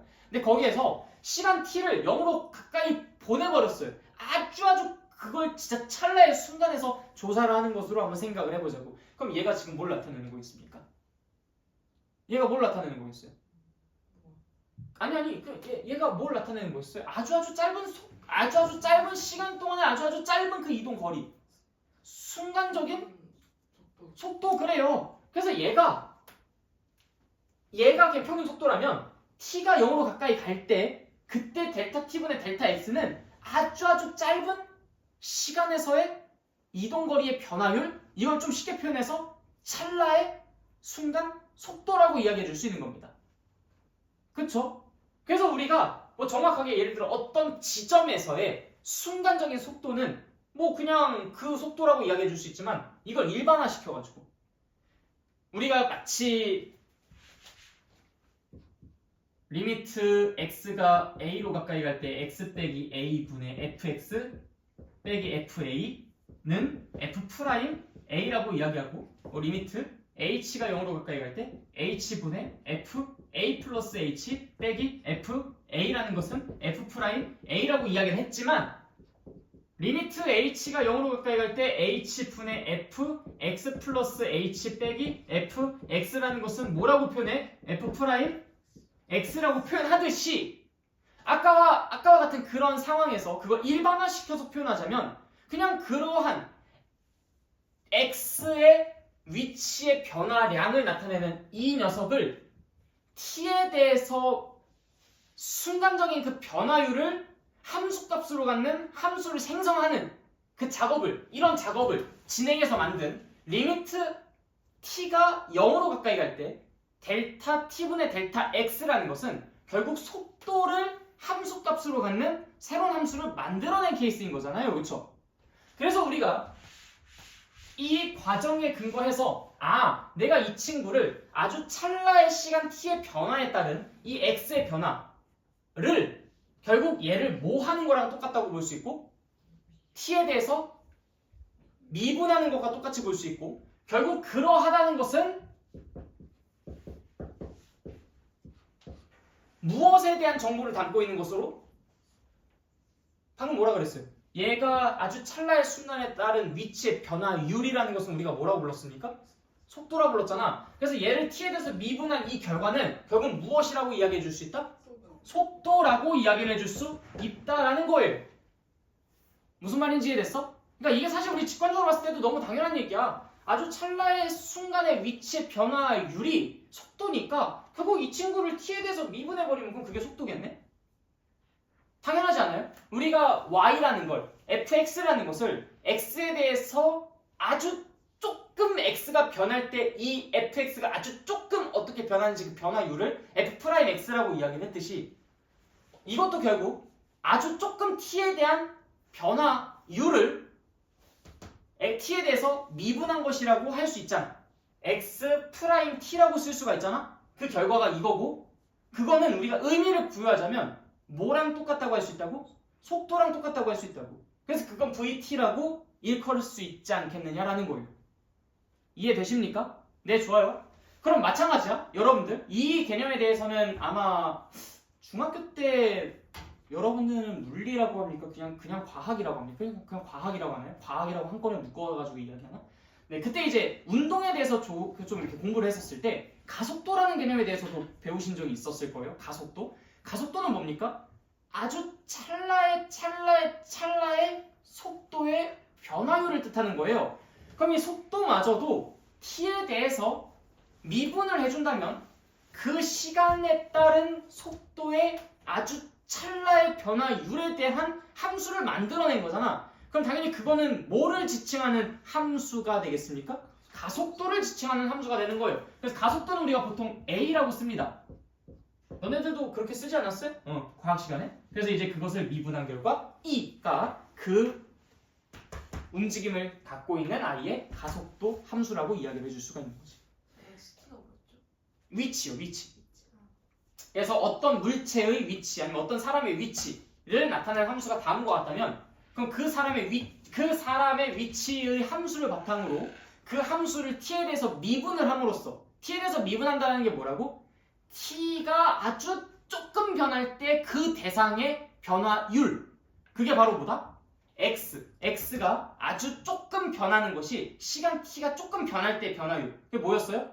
속도였잖아? 그게 바로 속도가 될 수 있다. 즉 얘를 t에 대해서 미분하는 것은 속도가 되는 거고 이 속도가 아주 짧은 순간의 시간의 변화에 따른 그 변화율이라는 것은 결국 가속도였으니까 얘를 또 t에 대해서 미분한 e라는 것은 그 물체의 가속도가 될 것이다 라는 거예요. 무슨 말인지 이해되십니까? 오케이. 그러니까 우리가 미분계수를 이해했었을 때 예시로 들었던 것을 다시 한번 꺼내서 역으로 설명하고 있는 것뿐인 겁니다. 우리가 미분계수를 이야기했었을 때 야 아주 짧은 시간에 따른 그 위치의 변화가 결국 속도였잖아. 그래서 우리가 이제 아주 짧은 그 x의 변화에 따른 이 fx, 이 y의 변화를 이게 순간 변화율이라고 할 거야 라고 이야기하면서 x가 아주 조금 변할 때 fx가 아주 조금 변한 그 변화율을 우리가 f'x라고 쓰고 fx를 x에 대해서 미분한 것이라고 이야기를 했었듯이 이것도 마찬가지야. 아주 짧은 t의 변화에 따른 이 위치의 변화율이 속도인데 그것은 이것의 t에 대한 미분과 똑같은 것이고 이 속도가 t에 따른 아주 짧은 순간의 변화에 따른 그 v의 변화율이 곧 가속도였는데 그것은 곧 2t 플러스 2라는 이 속도의 함수를 t에 대해서 미분한 결과랑 똑같다라는 것이 이제 이 속도와 가속도에서 배우는 내용의 전부입니다. 결국 결론을 말씀드리자면 위치를 미분하면 뭐고? 속도고 속도를 미분하면 뭐다? 가속도다. 그래서 여기서 여러분들이 하는 게 딱 이거예요. 어떤 물체의 위치가 다음과 같이 주어져 있다. 이때 t는 2일 때의 속도를 구하여라. 뭐 하라는 거예요? 미분한 다음에 2 대입하라는 겁니다. 어렵습니까? 안 어렵잖아요. 이거 가지고 어렵다고 이야기하는 것 자체가 넌센스예요. 그래서 이 함수식을 줬는데 물리에서는 이걸 구하는 게 목적이에요. 근데 여러분들은 그걸 주고 그거에 따른 속도를 계산하라라는 거잖아요. 그렇죠? 그럼 뭐 t가 3일 때의 a는 얼마입니까? a는 아까 얘를 미분한 것을 또 미분한 거였잖아. 그럼 얘를 미분하면 2t 플러스 2였고 그걸 또 미분하면 2였어요. 2라는 상수함수예요. 그럼 t가 3이든 2든 1이든 뭐 10이든 어쨌든 계속 가속도는 2로 고정되어 있었을 거잖아요. 그럼 그때는 2다 이렇게 대답을 해주시면 되는 거겠죠. 이해됐어요? 그래서 V를 물어보면은 몇 번 미분하고 한 번 미분하고 그 다음에 A를 물어보면 몇 번 미분한다? 2번 미분하고 그리고 이게 전부입니다. 결국 요약해서 표현하자면 이 단어는 그냥 V를 물어보면 한 번 미분해서 대답하고 그 다음에 A를 물어보면 2번 미분해서 대답하면 돼 라고 요약해서 얘기할 수 있어요. 다만 이제 그것을 이해하는 과정이 우리가 찰나의 x에 따른 fx의 변화율을 f'x라고 이야기하잖아. 찰나의 시간 t에 따른 xt의 변화율을 속도라고 이야기하는데 그건 곧 얘를 미분한 x't인 거니까 vt가 x't와 똑같은 것이지 않겠어? 라는 걸 이해시키는 것 때문에 이제 여러분들이 조금 헷갈릴 수 있다라는 것이죠. 근데 뭐 다 이해만 되신다면 그리고 뭐 정말 막말로 뭐 물리가 아니라 수학이기 때문에 이해가 되진 않더라도 그냥 받아들여 주시기만 한다면 여기에 있는 이 문제를 푸는 건 결코 그렇게 어렵지는 않으실 겁니다. 그래서 책에도 그 내용이 쭉 다 설명이 되어 있으니까 한번 한 페이지 쭉 읽어보시고요. 우린 이그젠플로 한번 넘어가 봅시다. 자, 문제가 이렇게 나옵니다. 수직선 위로 움직이는 점 P의 시각 T에서의 위치 X가 다음과 같이 주어져 있을 때 T는 1일 때의 속도와 가속도를 구해봅시다. 봐봐요. 얼마나 대충 문제를 냅니까? 그쵸? 아직 못 찾았어요? 211페이지입니다. 211페이지 상단에 있는 이그젠플을 보고 있어요.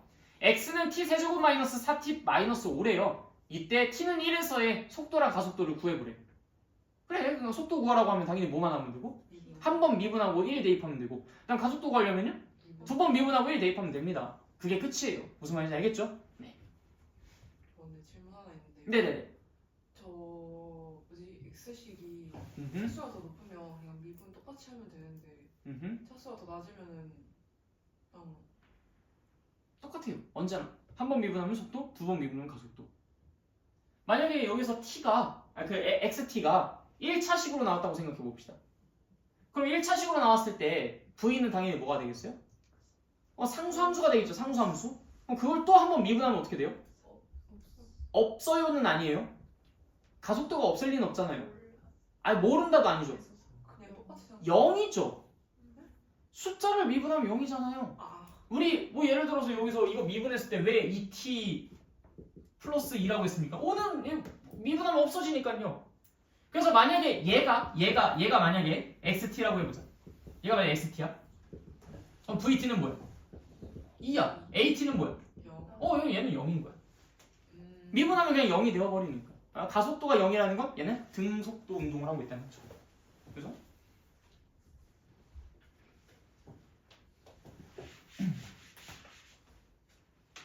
자, 그 다음에 넘어가겠습니다.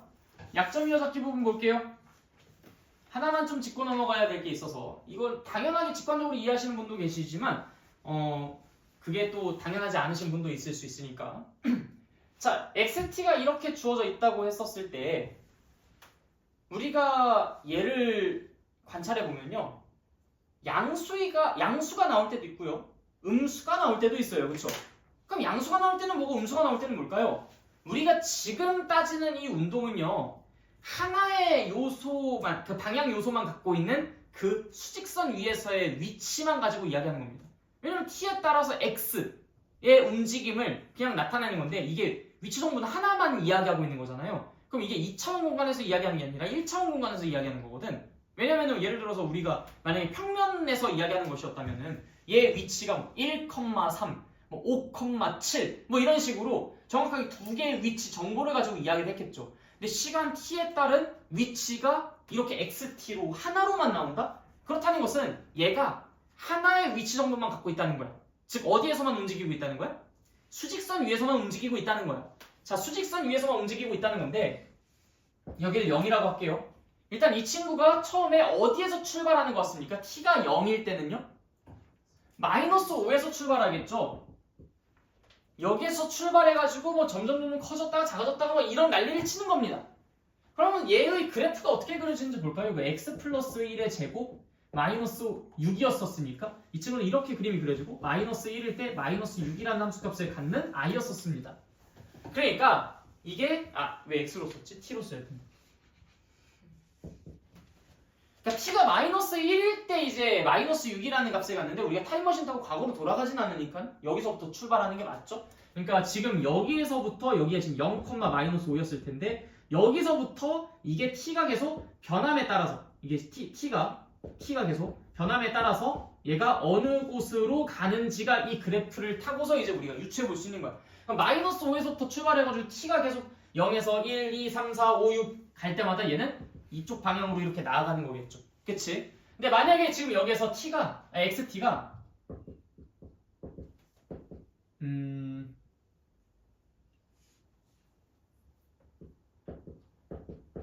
이렇게 되었다고 한번 생각을 해봅시다. 그럼 이거는 이제 t-1 마이너스 6이겠죠? 자, 그러면은 얘는 그래프가 어떻게 그려집니까? 여기가 이제 마이너스 1, 마이너스 6이 아니라 1, 마이너스 6이 돼요. 그러면은 0은 여기에 썼을 거거든? 이게 0, 마이너스 5였을 거예요. 그러면은 이 친구는 시간이 가면 갈수록 점점 일단 어떻게 돼요? 이게 줄어들죠? 그렇기 때문에 여기서부터 출발해가지고 잠깐은 뒤로 갑니다. 그럼 여기 마이너스 6을 찍고 그 다음에 다시 앞으로 가겠죠. 이런 움직임을 나타낸다라는 것을 이 그래프를 통해 확인해 볼 수가 있어요. 자, 그래서 이 위치가 음수일 때는 일단 0보다 왼쪽에 있고 위치가 양수일 때는 0보다 오른쪽에 있고 만약에 이 위치가 점점 줄어든다면 당연히 왼쪽으로 이동하는 거고 이 위치가 점점 커진다는 것은 당연히 오른쪽으로 이동한다는 것을 뜻합니다. 그쵸? 자, 근데 얘를 한번 미분한 VT에 대해서도 한번 이야기를 해보도록 합시다. VT. 자, VT가 양수라는 것은 어떻게 움직인다는 걸까요? VT가 양수라는 거. 어디로 움직이겠어? 아는 사람 말해봐. 네, 오른쪽 방향으로 움직이는 거겠죠, 그쵸? 오른쪽 방향으로, 즉 x축 양의 방향으로 점점점 움직이는 걸 겁니다. 만약에 VT가 음의 값을 갖고 있다면요? 당연히 뒤로, 왼쪽 방향으로 가는 거겠죠? AT가 양수라는 것은 어떤 느낌이겠습니까? 속도가 빨라진다라는 것을 의미하는 거겠죠? 속도가 커진다. 그 다음에 AT가 음의 값을 갖는다는 것은 속도가 느려진다라는 것을 뜻합니다. 여기서 말하는 속도는 속력과는 좀 다른 개념이에요. 속력은 속도의 크기입니다. 이것도 과학 시간에 배우지 않았어요? 속도는 과학 시간 안 배웠나요? 이거 물원에 나와. 물론에 나와요. 속도랑 속력은 엄연히 달라요. 속력이라는 것은 방향성을 고려하지 않은 오직 그 속도의 개의 빠르기를 뜻하는 겁니다. 얼마나 빠른지 빠르기를 뜻하는 거야. 속도라는 것은 방향 성분이 고려가 됩니다. 그래서 속력을 구해라 라고 한다면 얘가 지금 어느 방향으로 가는지 관계없이 어떤 빠르기를 갖고 있느냐를 물어보는 거예요. 속도를 물어본다는 것은 얘가 어느 방향으로 가는지까지도 쓰라는 얘기입니다. 만약에 여기에서 VT가 마이너스 2t 플러스 1이 되었어요. 근데 이 친구가 t가 1일 때의 속도를 구해라 라고 합니다. 그럼 뭐라고 써야 돼요? 마이너스 1이라고 써야 되는 거예요. 속력을 구해라. 그럼 뭐라고 써야 돼요? 1이라고만 쓰는 겁니다. 왜냐면 속력은 속도의 크기이기 때문에 빠르기만 뜻하는 것이기 때문에. 이해됐죠? 자, at라는 것은 가속도였잖아요. 이 at가 양의 값을 갖고 있다면 이 vt가 커진다는 소리예요. 그러니까 뭐 예를 들어서 내가 여기에서 지금 여기가 수직선이야. 여기가 양이고 여기가 음입니다. 자, 내가 여기에서 만약에 이렇게 가고 있었어요. 지금 이 속도로 가고 있었어요. 근데 여기서 가속도가 플러스가 됐다고 생각해 봅시다. 그럼 내 속도는 어떻게 될까요? 네, 점점 이런 식으로 빨라지겠죠. 이게 가속도가 플러스인 때예요. 자, 근데 내가 만약에 거꾸로 가고 있었어요. 거꾸로. 그러니까 이건 지금 음의 방향으로 진행하고 있는 거죠. 내가 이렇게 속도로 가고 있었어요.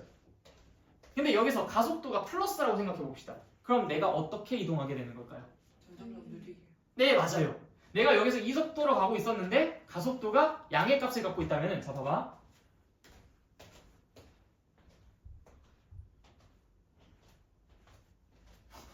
이런 느낌으로 이동하는 거야. 무슨 느낌인지 알겠어? 일단 이 방향으로 가던 것의 속도를, 그러니까 이 가속도라는 것은 이 속도를 약간 억제하거나 푸시하는 느낌이에요.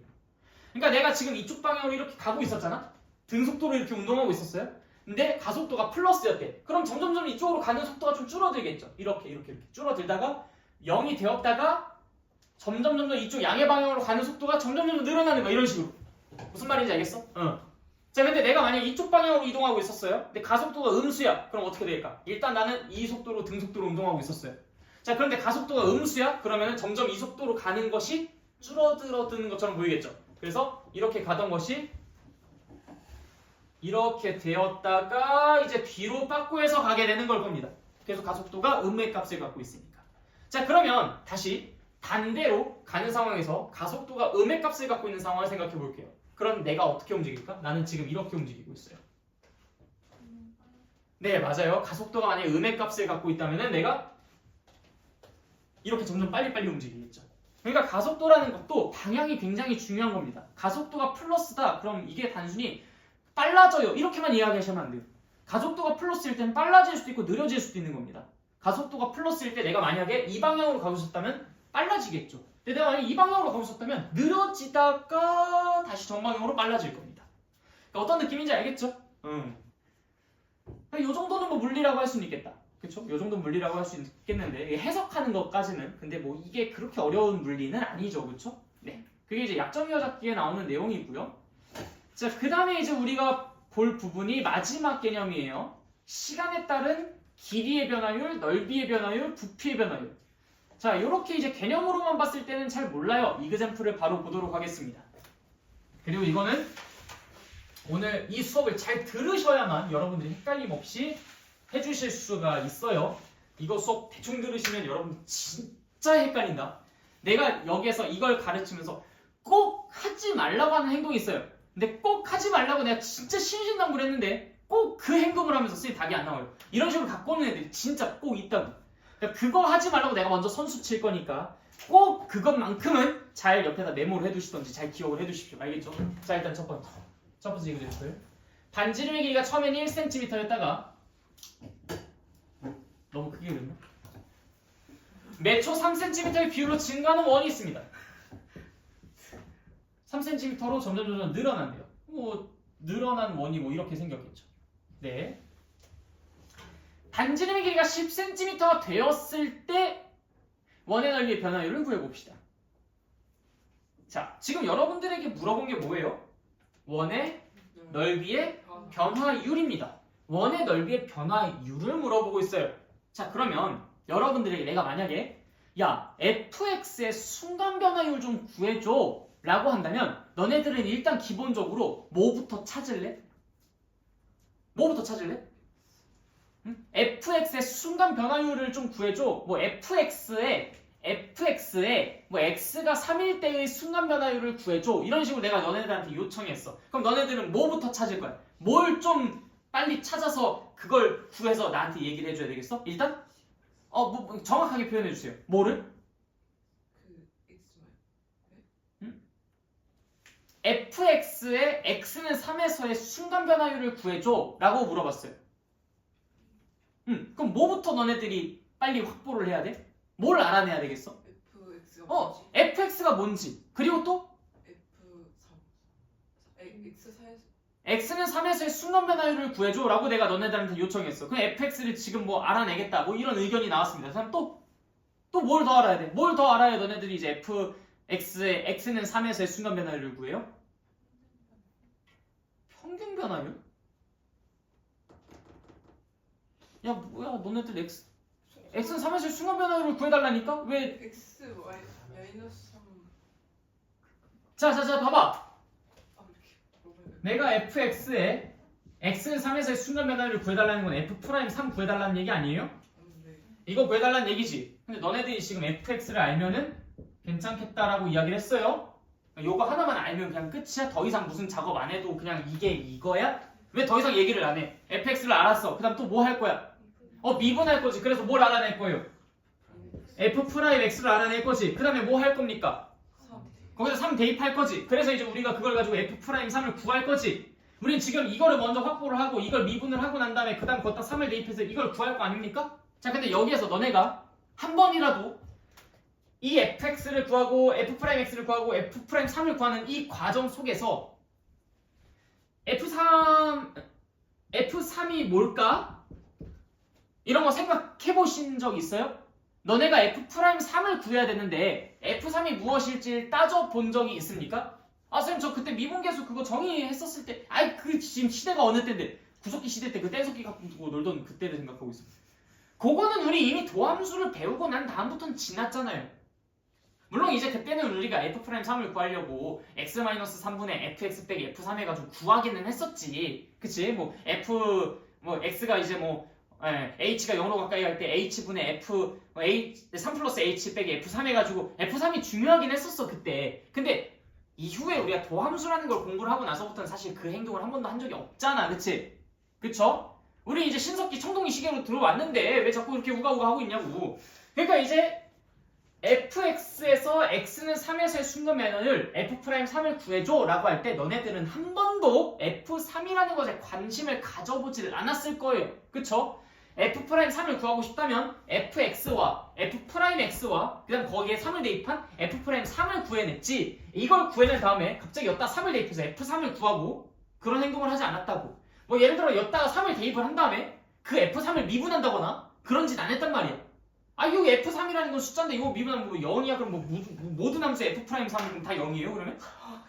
아니잖아요. 그러니까 지금 여기서 여러분들은 f'3을 구할 때는 f'x가 무엇인지를 구하기 위해서 애를 쓰지 f3에는 아무런 관심이 없다고. 무슨 말인지 여기 이해됐어? 오늘 내가 지금 이 얘기 가지고 계속 울고먹을 거야. 자, 이거 내가 여기다 남겨둔다. 내가 지금 여기에서 이 원의 넓이의 변화율을 구하고 싶어요. 원의 넓이의 변화율. 반지름의 길이가 10cm일 때 원의 넓이의 변화율을 구하고 싶대요. 자 그러면 이 원의 넓이의 변화율을 구하려면 일단 맨 처음에 뭐부터 해야 되겠어? 식은 구체적으로 이야기하세요. 무슨 식? 보세요. 너네가 아까 전에 이렇게 대답했어요. 내가 지금 f'3을 구하고 싶다면 너네들은 이걸 구하고 싶다. 이걸 알고 싶다라고 이야기를 하셨습니다. 자 무슨 식을 구하고 싶어요?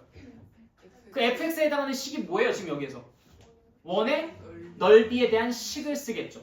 일단 너네들이 첫 번째로 하셔야 될 것은 원의 넓이에 대한 식을 쓸 겁니다. 넓이는 보통 이제 우리가 s라고 표현하니까 s라는 식을 쓸 거예요.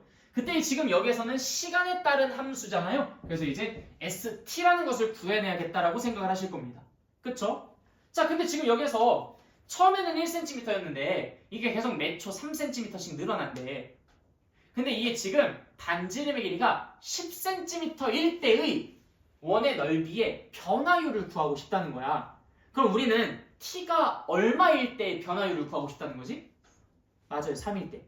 우린 지금 t가 3일 때의 변화율을 구하고 싶은 거야. 자 그럼 너네들이 목표라면 여기 옆에다 써볼까? 우리는 지금 무엇을 구하고 싶은 거지? t가 3일 때의 s의 변화율. 그걸 뭐라고 쓸 건데? f가 어딨어 여기 지금? s 프라임 땡! 3을 구하고 싶은 거야. 그러다 보니까 너네들은 지금 여기에서 이 st를 뭘 해줘야 되겠어? 1번 이 t에다 3을 대입한다. 2번 얘를 미분한다. 몇 번? 몇 번? 몇 번? 왜 얘기 안 해? 1번 여기에다가 3을 대입한다. 2번 얘를 미분한다. 몇 번? 2번. 응, 여기서 1번 선택하는 놈들 나한테 죽는 거예요, 진짜. 아니, 여기서 우리가 F3을 왜 구하냐고, F'3을 구하고 싶은데, 우리는 S'3을 구하고 싶은데, S3을 왜 구하고 있냐고. 그러니까 지금 여기서 갑자기 10이니까, 100파이. 100파이? 그래서 100파이까지는 구했는데, 여기서 뭐 해요? 왜 구해, 그걸 100파이를! 100파이까지 구했다니, 그거 구한 게 아니에요, 그냥. 아무 의미도 없는 걸 갖다가. 그쵸? 우리는 일단 ST를 구한 다음에 얘를 뭐에 대해서? T에 대해서 미분을 해서 S'T를 구하고 그 T에다가 3을 대입해서 S'3을 구할 거예요. 자, 우리 그 작업 여기서 그대로 해볼 겁니다. ST가 뭡니까 그러면? 자, 지금 이게 처음은 1cm인데 이게 3cm씩 커진대요. 그러면 1초마다 얘는 3씩 커지는 거니까 t초가 지났다면 얘는 당연히 1 플러스 3t라는 반지름을 갖고 있는 거야. 자, 그럼 넓이. 오케이, 좋아요. ST가 만들어졌습니다. 그럼 당연히 이제 우리는 이걸 뭘 해주면 돼? S 프라임 T 미분해 주시면 되죠? 자, 얘는 이제 9t 제곱 마이너스 9t 제곱 플러스 6t 플러스 1입니다. 그럼 뭐야? 18t 플러스 6 괄호 파이 그대로 유지. 자, 여기 t에다가 뭘 해준다고? 3을 대입한다고. 그래서 이거 3 대입하면은 54, 6, 그럼 60파이. 60파이가 정답입니다. 무슨 말인지 알겠죠? 자, 우리가 뭘 하는지에만 집중하면 돼. 우리는 S'3을 구하고 싶은 거야. 근데 여기서 뭘 구하면 나한테 죽는다? S3 구하면 죽는다.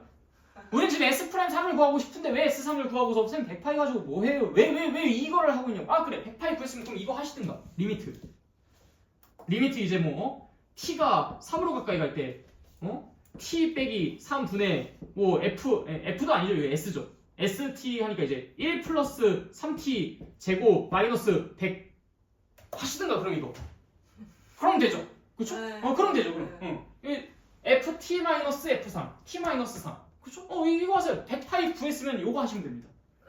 미분계수 갖다가 왜 이러고 있냐고. 근데 바보같이. 그러니까 당연히 ST를 구했으면 S'T 구하고 여기다가 3을 대입해 주셔야지. 알겠지? 그래서 나한테 만약에 나중에 100파이 구해놓고 가지고 오는 놈 있으면 이거 시킬 거야. 알겠어? 나한테 100파이 구해가지고 100파이에서 더 어떻게 해야 되는 거 이거 물어보는 놈 있으면 나 다 이거 시킬 겁니다. 알겠죠? 그러니까 절대로 우리가 지금 여기서 모의 변화율을 구하고 있는데 모 1대의 함수값을 구해놓고서 모 1대의 넓이, 모 1대의 길이, 모 1대의 부피 구해놓고서 쌤 여기서 뭘 해줘야 돼요? 이거 미분하면 0이 되는데 어떻게 해요? 이지랄하고 있으면 난 이제 죽는다 진짜. 알겠어요? 그러니까 넓이의 변화율, 부피의 변화율, 길이의 변화율 이런 것들을 구하고 싶다면 일단 우리는 뭐부터 구한다? 시간 t에 따른 길이의 식, 넓이의 식, 부피의 식을 먼저 구한다. 일단 ST, VT 아니면 LT 이런 것들을 먼저 구해주시고 그 다음에 그거를 미분하고 대입해 주시면 된다. 그냥 순차적으로 진행해 주시면 돼요. 진짜 근데 많은 학생들이 이거를 구해 놓지도 않고 그냥 뭐 3에서의 뭐 변화율을 구하라고 하니까 일단 뭐 할 수 있는 거라고는 그냥 t가 3일 때 뭐 넓이는 구해볼 수 있을 것 같아서 그거 일단 구해놓고서 거기서 이제 허둥지둥되는 진짜 이런 케이스가 되게 많아서 문제인 거지. 이거 못 구해서 그건 아니에요. 이거 구할 생각만 잘 하신다면 그 다음부터는 일사천리입니다. 알겠죠? 그럼 내용 끝났어요. 이게 미분의 끝이에요. 미분의 도함수의 활용 전부 다 끝났어요. 그래서 일단 다음 시간에 내가 예고했었죠? 요거에 대해서 우리가 문제 한번 좀 풀어보는 시간 가지면서 잠깐 이제 멈췄다 갈 거예요. 그래서 금요일 이번 주까지는 미분에 먼저 집중을 할 거고 다음 주부터 이제 다시 우리 적분으로 나갈 예정입니다. 그래서 여러분들 그 금요일에 우리 미분에 대한 문제들 쭉 다 풀어볼 거니까 준비 좀 철저하게 해가지고 와주시고요. 오늘 너네들 숙제 받으셔야 되니까 그거를 다음 수업 시간 때까지 해오셔야 됩니다. 그러니까 목요일 수업이신 분들은 목요일까지, 금요일 수업이신 분은 금요일까지 숙제를 해가지고 와주시면 되겠죠. 알겠죠? 100문제 정도쯤 되는 것 같던데요? 100문제 하나에 네, 맞아요. 자, 강의는 여기까지.